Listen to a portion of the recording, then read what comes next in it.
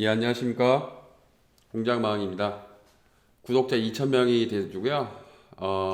많은 분들이 질문하는 것 중에 좀 제가 알고 있는 부분이나 뭐 그런 것들을 조금 제가 공부해서 알려드리도록 하겠습니다.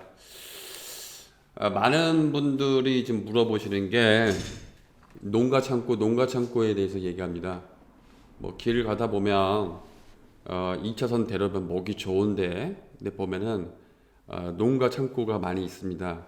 이 농가 창고가 일반 이정근생 제조업소나 창고하고 별 다른 게 없어요. 구별이 잘 안 가거든요. 그래서 많은 임차인들이 농가 창고인지 모르고 거기서 이제 영업을 하시다가 이제 행정단청, 이제 화성시청 농정과에서 이거 잘못됐다 나가라 해서 분쟁이 많이 발생하고 있습니다. 그래서 오늘 요 부분에 대해서 농가 창고 임대 부분에 있어서 자세하게 설명드리겠습니다. 결론부터 얘기하자면 농가 창고는 100% 불법이고 사람이 거기다가 시설을 설치를 하면 시설 설치한 부분에 대한 이사 비용이 또 발생이 되고 또 도비 비용도 발생이 되고 그동안에 시설 세팅한 거나 광고비나 이런 것들이 많이 발생되기 때문에 제 개인적으로는 농가 창고에 대해서 입점을 하지 않는 게 원칙입니다. 뭐 정 급하신 분들은 가태료까지 물면서 영업을 하시겠다고 하면 그거는 뭐 제가 제 소관이 아니니까 예 그렇습니다. 자 한번 볼게요. 여기 같은 경우에 지금 2차선 대로변입니다. 2차선 대로변인데 여기가 농업 보호구역이죠. 여기가 농업 보호구역이고 여기는 자연녹지입니다. 자연녹지. 그래서 이 지주분들이 농사 짓기가 싫으니까 이 토목하시는 분이나 아니면 인근 중개사가 야 이거 농가 창고로 저어주고 임대를 주면 안 되겠냐 뭐 이렇게 얘기를 해서 여기 보시는 것처럼 농가 창고를 이런 식으로 근사하게 짓고 마당이 넓지 않습니까? 예, 그렇게 해서 많이 짓습니다. 또 농가 창고를 많이 짓는 이유는 농업인 같은 경우에 농가 창고 같은 경우 또 건폐율 또 특례를 받아서 많이도 또 질 수가 있거든요. 그래서 예, 이런 식으로 좀 많이 짓고 있는데 요 문제점은 왜 이런 식으로 현상이 발생이 되냐면 농업인에 한해서 농가 창고를 지면은 농지 전용 부담금이 100% 감면을 받습니다. 그 받는 요건은 전문 농업인이 그 농업에 관련돼서 농가 창고나 또는 6차 산업이 많이 발달이 되지 않습니까? 정부에서 많이 적극 권장을 하기 때문에 블루베리라든지 딸기라든지 뭐 이런 것들을 가지고 농산물을 1차 가공을 해서 판매를 하는 것까지는 허용을 해줍니다. 여기서 얘기하는 거는 1차 가공이고요. 2차 가공은 안 되는 겁니다. 그래서 농업인이 정부에서 봤을 때는 사회적인 약자이기 때문에 일종의 혜택을 드린 거거든요. 그런데 문제는 뭐가 발생되냐면 농가 창고라든지 농산물 가공 처리 시설이 건축법으로 들어오면 건축법 분류상 1정근생, 2정근생 공장이지 않습니까? 이게 농산물 가공 시설, 처리 시설은 건축물 대장을 띄워보면 뭐라고 되어 있냐면 2종 근린생활시설 제조업소나 아니면 공장으로 되어 있습니다. 근데 뭐 보통은 공장을 표시가 안 되어 있고 그냥 제2종 근린생활시설로 되어 있죠. 그래서 임대차 계약서를 썼는데 건축물 대장을 띄워보니까 제2종 근린생활시설이다 라고 이제 이렇게 당당하게 얘기를 하신 분이 있는데 그런 것들은 굉장히 위험한 발상입니다. 농산물 가공 처리 시설인데 건축물 대장상, 건축물 분류상 들어갈 수 있는 데가 없기 때문에 그냥 제2종 근린생활시설 제조업소라고 표기만 한 것뿐이고요. 정확하게 표기를 하려면 제2종 근린생활시설 쓰고 제조업소 쓰고 가로치고 농산물 가공 처리 시설 이렇게 써야 되는 게 정상입니다.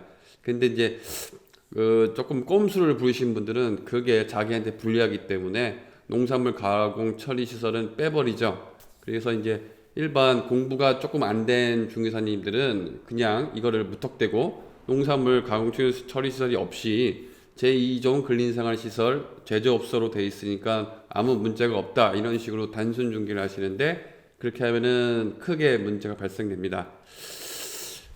가장 먼저 발생되는 거는요, 일반인, 그러니까 비농업인이 아닌 경우에는 여기 보시면 이 가트로가 발생되고요. 그리고 이사비용도 발생이 됩니다. 요 가테로 같은 경우에는 뭐가 문제냐면, 60평이 됐건 100평이 됐건 농지를 전용할 때 농지 전용 부담금을 납부하지 않습니까? 16만 5천 원. 그거는 농지부서에서 농업인한테 일종의 혜택으로 16만 5천 원을 드린 거거든요. 면제 감면을 해준 건데, 이걸 농업인이 안 하고 다른 분한테 불법으로 임대를 줬기 때문에 16만 5천 원 곱하기 대지 면적 예를 들어서 300평 하면은, 제가 계산을 한번 해볼게요. 300평에 곱하기 16만 5천 원 하면은 거의 농지 전용 부담금만 해도 한 5천만 원 이상을 지금 토해내야 되는 겁니다. 이럴 경우에는 그 임대인이, 농업인 임대인이 이거 뭐 걱정 없다, 내가 가태료 다 물어드리겠다 이렇게 얘기하는데, 실제로 가태료가 4천만 원, 5천만 원 나와버리면 임대인은 그 가태료 부분에 있어서 납부할 방법이 없습니다. 방법이 없고요. 이거는 농지전용 부담금은 당연히 다시 토해내셔야 되는 거고요. 그리고 이거는 또 불법 건축물이지 않습니까? 예. 그러니까 이 건축물에 대한, 불법 건축물에 대한 또 가태료가 또 나오죠. 그래서 두 개가 짬뽕으로 나오기 때문에, 콤보로 나오기 때문에 임대인은 뭐 가태료를 뭐 내겠다, 자기 말로는 뭐 이렇게 내겠다고 하는데, 그럴 경우 제가 한번 실무에서 보니까 거의 없습니다. 그러면 뭐 임대인이 그냥 나몰라라 하거든요. 뭐 전화도 잘 안 되고, 그러면은 독박을 쓰는 거는 임차인이 독박을 쓰는 겁니다. 임차인이. 뭐 임대인은 나몰라라 하니까. 그러면 임차인 같은 경우는 기계가 다 세팅되어 있지 않습니까? 보통 이사 비용은 한 2, 3천 정도 들어갑니다. 그리고 한 1, 2년 정도 했으면 그 지역에 거래처 확보를 위해서 광고도 하고 찌라시도 돌리고 네이버에 이런 세팅도 해놓고 전기통신 이런 것들 다 세팅을 해놨기 때문에 한 기업체가 이전하는 게 비용이 만만치 않습니다. 그 비용을 임대인이 물어주셔야 되는데 보통은 잘 안 물어주시죠. 그래서 별도 특약을, 이런 경우에는 별도 특약으로 만약에 불법으로, 만약에 농지조정 부담, 농가 창고 같은 경우에 만약에 행정상 가태료나 이런 거 나왔을 경우에 가태료는 100% 임대인 책임으로 하고, 손해배상으로 이사비용, 그러니까 도비비용 플러스 그 다음에 재산상 손해 뭐 이런 것들을 정확하게 손해배상 예정 금액으로 적어 주셔야 되는 겁니다. 적어 주셔야 그게 제일 안전하죠. 예, 그렇게 돼 있어야 되고요. 그리고 또 어떤 분들은 그러죠. 농가 창고이기 때문에 식품 공장은 허가 난다 뭐 이런 식으로 얘기를 하시는데, 그 식품 공장도 자신 있게 허가가 난다라고 얘기하시면 안 됩니다. 이거는 제가 다시 한번 설명해 드리겠습니다.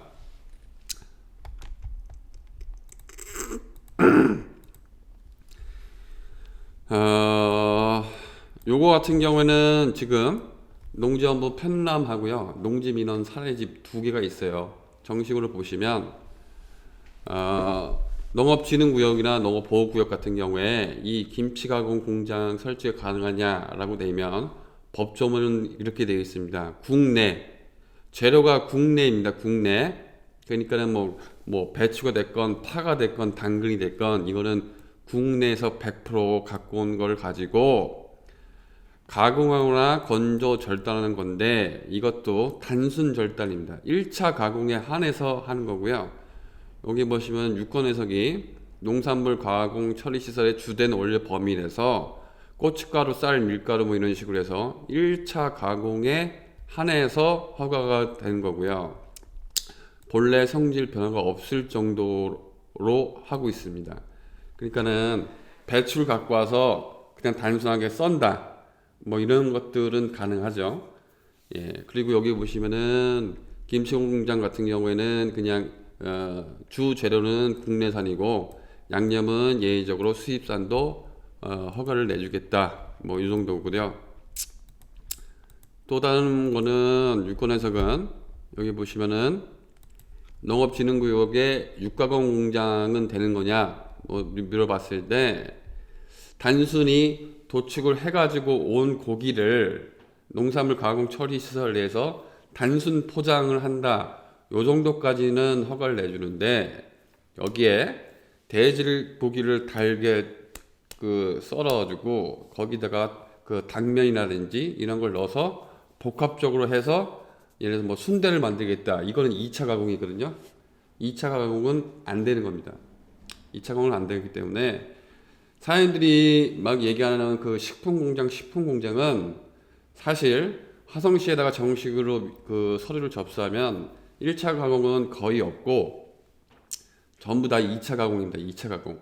소스 공장, 뭐 육가공 공장 뭐 이런 것들은 거의 100%다 2차 가공이 되기 때문에 이거 같은 경우는 식품 가공 허가를 다시 받아야 돼요. 다시 받아야 되기 때문에 농가 창고나 농산물 가공 처리 시설로는 들어갈 수가 없고 그냥 정식으로 이전근생 제조업소나 공장으로 해서 계획관리 지역으로 해서 들어가셔야 됩니다. 이럴 경우에는 또 폐수가 발생될 수도 있기 때문에 폐수 배출 시설도 좀 따져보셔야 되고 그 다음에 하루에 사용하는 물 사용량도 보셔야 되기 때문에 제일 안전하게 보시는 거는 계획관리 지역에 공장에 또 일정 같은 경우는 폐수 배출 시설도 좀 다 설치가 되어 있는 그런 지역을 찾으셔야 되는 겁니다. 무턱대고 식품공장 된다더라 하는데 식품공장 된다는 게 아니고 식품공장도 단순히 1차에 한해서 1차 가공에 한해서 아주 제한적으로 허가를 내주는 겁니다.